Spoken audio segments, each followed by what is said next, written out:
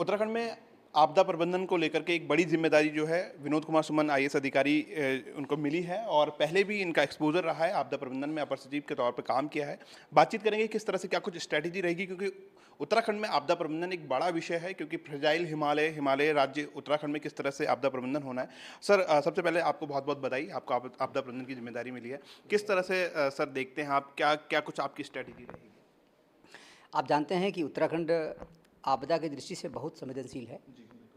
लगभग हर एक बरसात में यहाँ पे आपदाएं आती हैं और जो सचिव आपदा प्रबंधन के रूप में मेरा कार्य रहेगा वो रहेगा कि समन्वय करना जिलाधिकारियों से, जो कार्य करने वाली संस्थाएं हैं।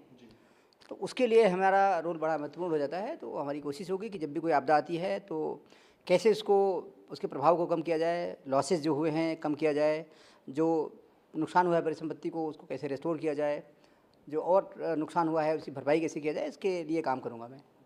सर, कल शाम ऑर्डर हुए और आज सुबह से आपने काम शुरू कर दिया। आज आपने कई जगह पे विजिट भी किया। सर, किस तरह से एक फौरी तौर पर जो है प्राथमिक दृष्टि से किस तरह से क्या कुछ चीज़ें देखी? अभी चार्ज हमने आज सुबह लिया है। आज चार्ज लेने के बाद फिर मैं आपदा कंट्रोल रूम में गया अपना। फिर जो हमारे जनपद के ऑफिसेज़ हैं, सभी 13 ऑफिसेज़ में बात किया मैंने, सबके साथ मीटिंग की, क्या समस्याएं हैं समझा उसको, क्या हमारे प्राथमिकताएं रहेंगी उसके बारे में बताया।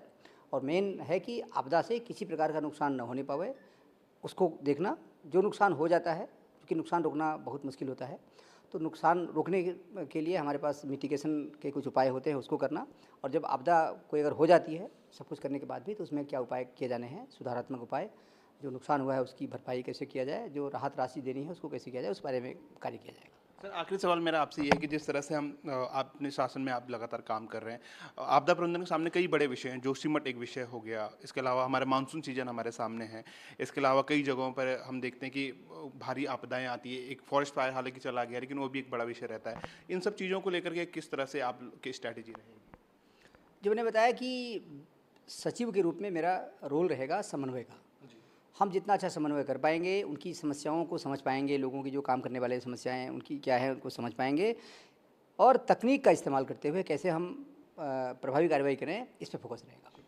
आपसे बात करने के लिए। तो इस तरह से थे विनोद कुमार सुमन जी, जिन्होंने आपदा प्रबंधन सचिव का जो है वो चार्ज संभाला है, जिम्मा संभाला है। उनका साफ तौर से कहना है कि जो एक शासन के एक अधिकारी, जो शासन की एक जिम्मेदारी होती है समन्वय बैठाने की, एक विभाग से दूसरे विभाग का किस तरह से कोऑर्डिनेशन हो, वो जिम्मेदारी ये निभाएंगे और कोशिश करेंगे कि तकनीक और समन्वय के माध्यम से डिजास्टर मिटिगेशन का काम कर सके। अपने सहयोगी परवीन सोनकर के साथ मैं धीरज सजमान, ईटीवी भारत, देहरादून।